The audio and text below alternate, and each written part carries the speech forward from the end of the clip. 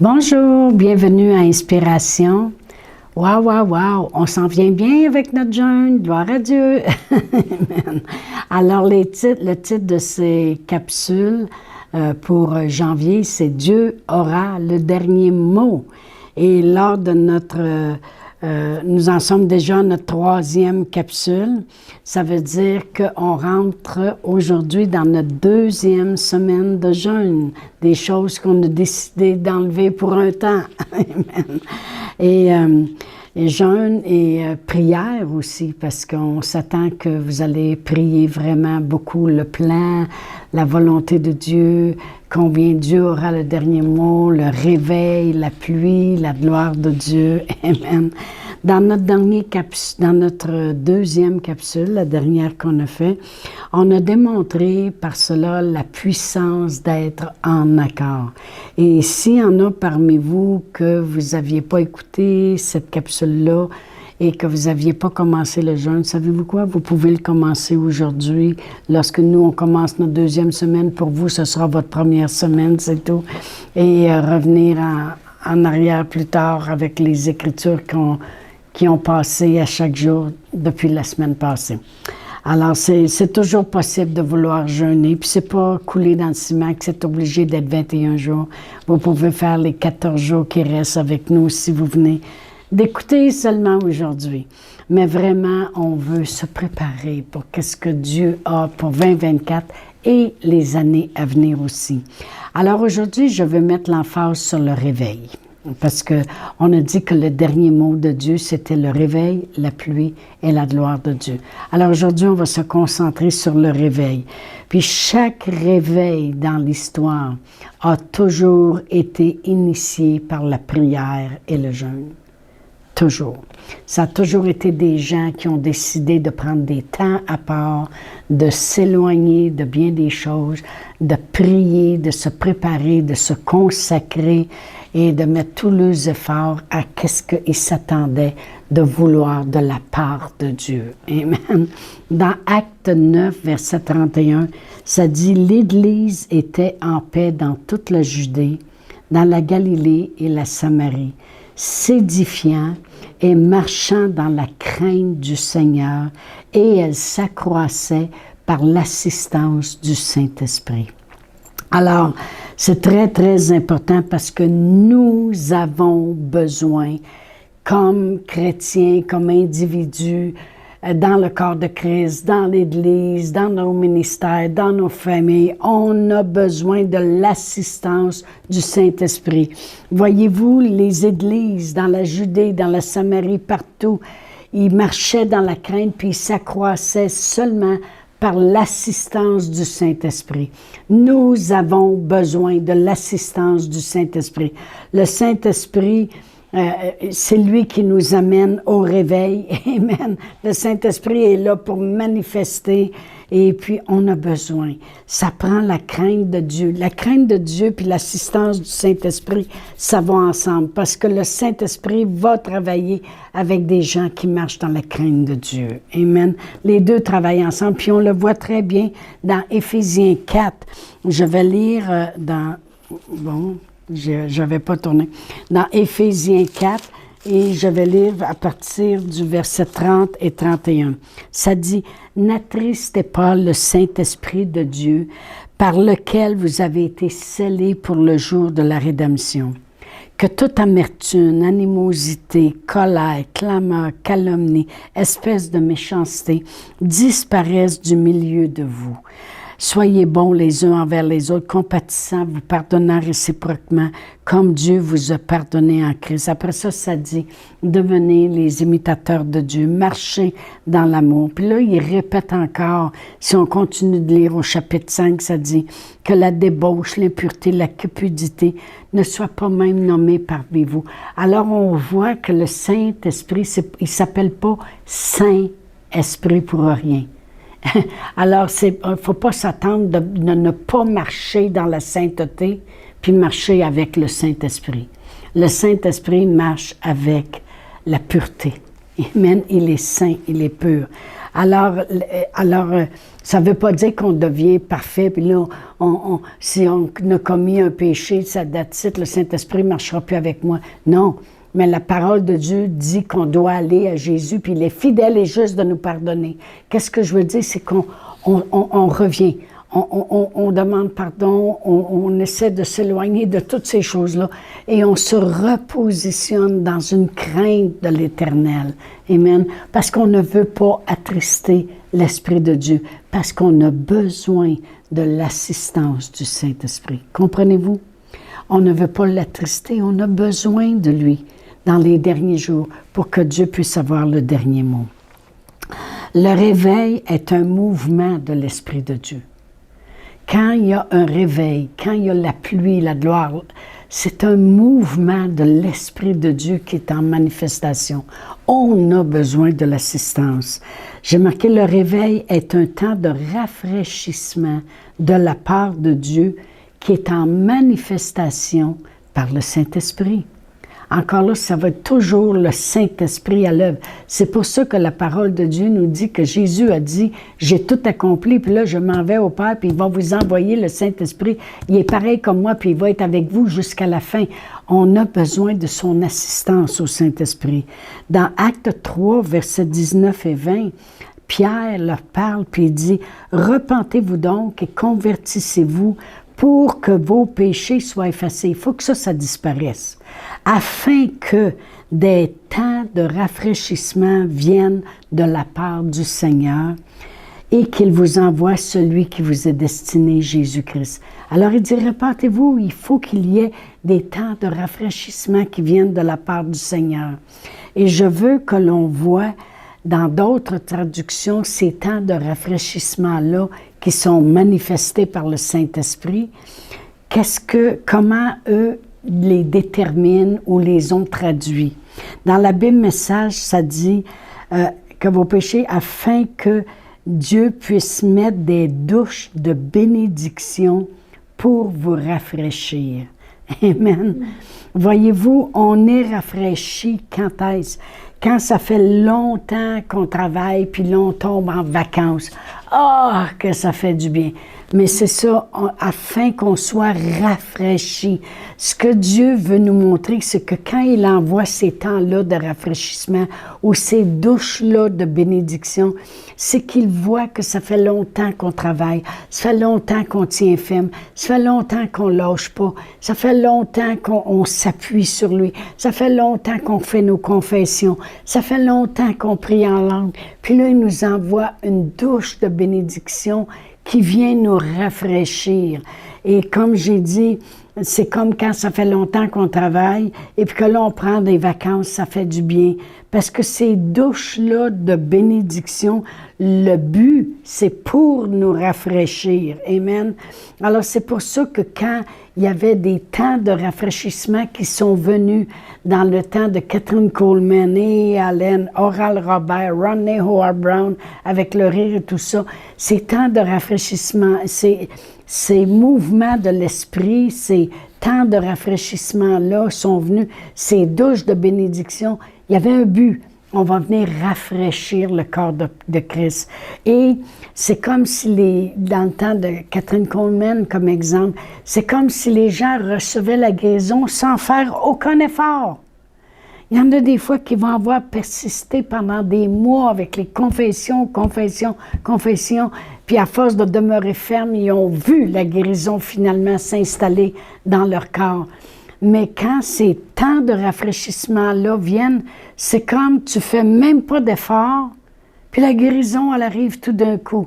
Comme Kathryn Coleman, les gens partaient en autobus pour aller dans ces meetings aux États-Unis, puis en s'en allant dans l'autobus, ils commençaient à être guéris juste de s'approcher de la réunion où ils allaient aller.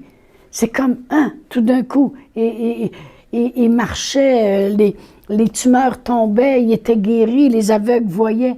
C'est un temps de rafraîchissement, c'est comme ce n'est plus toi, tu es en vacances, c'est comme un temps de vacances.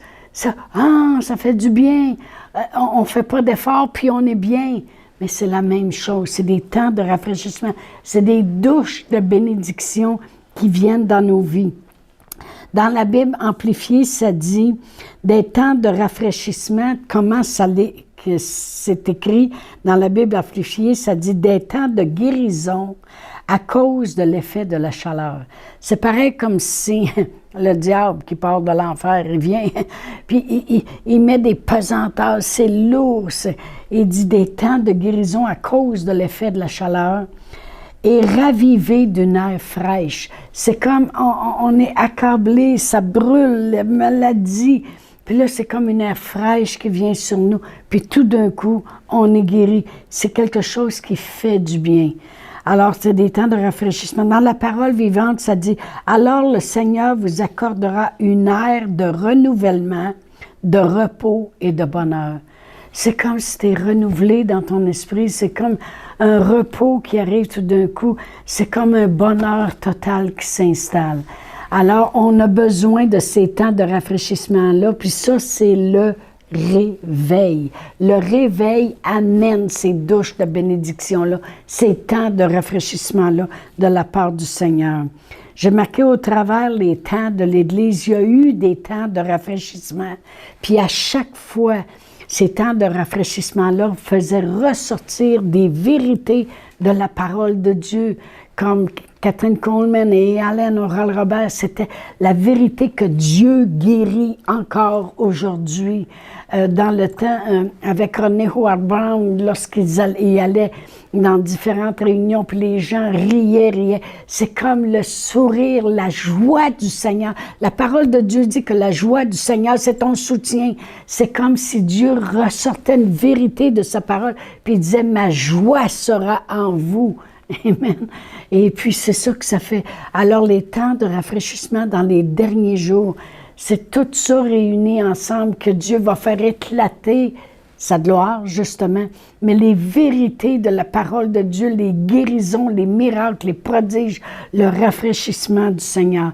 Je me souviens lorsque Rodney Howard Brown est allé à Rhéma. Nous, on avait gradué, mais ma fille Martine était encore là. Et puis, il y avait beaucoup de couples qui étaient là. Puis, il y avait un couple en particulier qu'on connaissait, qu'eux autres, après avoir gradué de Rhéma, c'était des Américains. Ils restaient aux États-Unis parce que c'est facile, c'est le fun, Rhéma. Il y a plein d'églises de 2000, 3000, 4000, 5000 membres dans l'église, des grosses églises. À tous les coins de rue, il y a des églises. Et puis, c'est comme c'est le fun, tu vis toujours dans l'ambiance du chrétien. Et ça faisait longtemps que Dieu le parlait de retourner chez eux, mais non. C'est comme si, non, c'est trop. Et puis, il venait du Maine, aux États-Unis. Maine, c'est comme le Québec, c'est noir. OK, c'est la religion. Mais voyez-vous, ils venaient de là. Puis quand René Howard Brown est allé, puis ils ont tombé dans l'esprit, ça l'a pris à peu près 2 semaines. Ils ont dit, on s'en retourne par chez nous, on part une église. C'est comme le go, c'est comme, il n'y a plus rien pour te faire résister à qu'est-ce que Dieu veut que tu fasses. C'est Dieu qui a eu le dernier mot dans leur vie. Et maintenant, ils sont au Maine, puis ils ont une grosse église. Amen. Gloire à Dieu. Amen.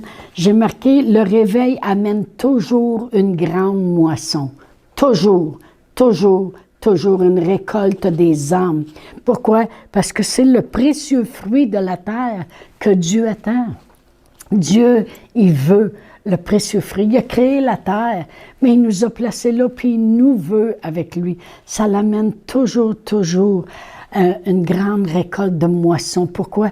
Parce que l'amour et la compassion de Dieu est manifestée dans toute sa grandeur. Amen. J'ai marqué le réveil, c'est le Saint-Esprit à l'œuvre qui manifeste les miracles, les signes et les prodiges et qui nous amène à être conscients de la puissance de Dieu au travers notre charnel de tous les jours. Amen. C'est comme, on est ébahi devant comment Dieu peut changer une situation en une fraction de seconde. Gloire à Dieu. J'ai marqué le réveil, c'est comme un réveil matin, comme ton cadran. Mais ça fait plaisir à entendre la différence. Notre cadran, nous autres, quand il sonne, c'est « Ah, mon Dieu, encore une autre journée de travail devant nous. » Mais tandis que le réveil de Dieu, c'est comme « Oh non, c'est pas une journée de travail, c'est une journée de repos de Dieu. » On se réveille, puis on tombe dans le repos de Dieu, le rafraîchissement de Dieu, les douches de bénédiction. Amen. C'est tellement merveilleux. La chair, elle travaille avec ses habiletés, mais le Saint-Esprit travaille avec les habiletés de Dieu. Si on savait d'arrêter d'être charnel, la chair, elle va travailler avec ses habiletés. OK, il faut qu'on fasse ça, il faut qu'on fasse ça, il faut qu'on fasse ça. Tandis que le Saint-Esprit, lui, travaille avec les habiletés de Dieu qui sont grandioses et illimitées. Amen.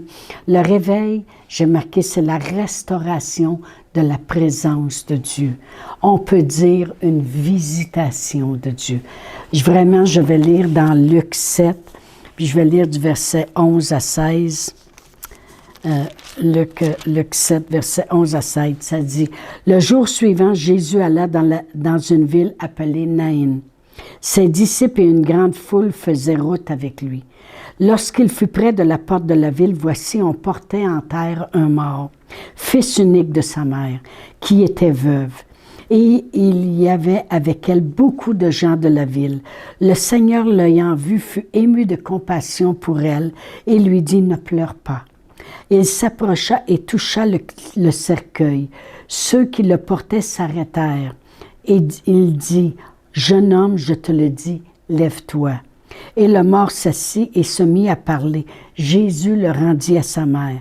Tous furent saisis de crainte et glorifiaient Dieu, disant, « Un grand prophète apparut parmi nous et Dieu a visité son peuple. » Chaque fois que l'on voit la grande manifestation du réveil de Dieu, accompagné de miracles, signes et prodiges, on peut dire la même chose que Dieu a visité son peuple. Le réveil, c'est une visitation de Dieu parmi nous. Amen. Chaque réveil nous prépare pour la prochaine visitation de Dieu. Je le répète, chaque réveil nous prépare pour la prochaine visitation de Dieu. Puis le grand réveil des derniers temps va nous préparer pour le retour de Jésus. La visitation de Jésus sur la terre, son retour. Amen. Mais avant son retour, on va le savoir qu'il s'en vient parce que le réveil va s'installer sur la terre. Amen. Amen. Mais lorsqu'on va commencer à voir ces grandes choses-là, on va vouloir continuer de se préparer. Mais c'est bon de se préparer toujours avant les choses. Amen. Alors, on se prépare comment? En étant ensemble, unis, en accord, en jeûnant, en priant, en déclarant, en décrétant dans le domaine spirituel que Dieu aura le dernier mot. On vit dans ces derniers jours. Amen. Oh, gloire à Dieu. J'ai marqué, avant que quelqu'un arrive chez nous, on se prépare toujours. Eh bien, nous autres, désirer le réveil dans notre cœur, bien, en se préparant, on démontre qu'on désire le réveil dans notre cœur. Alors, on désire le réveil, on reste réveillé et on continue notre jeûne. Regardez les Écritures à chaque jour sur le site Inspiration. On rentre dans notre deuxième semaine. Alors, je vous dis à mercredi prochain.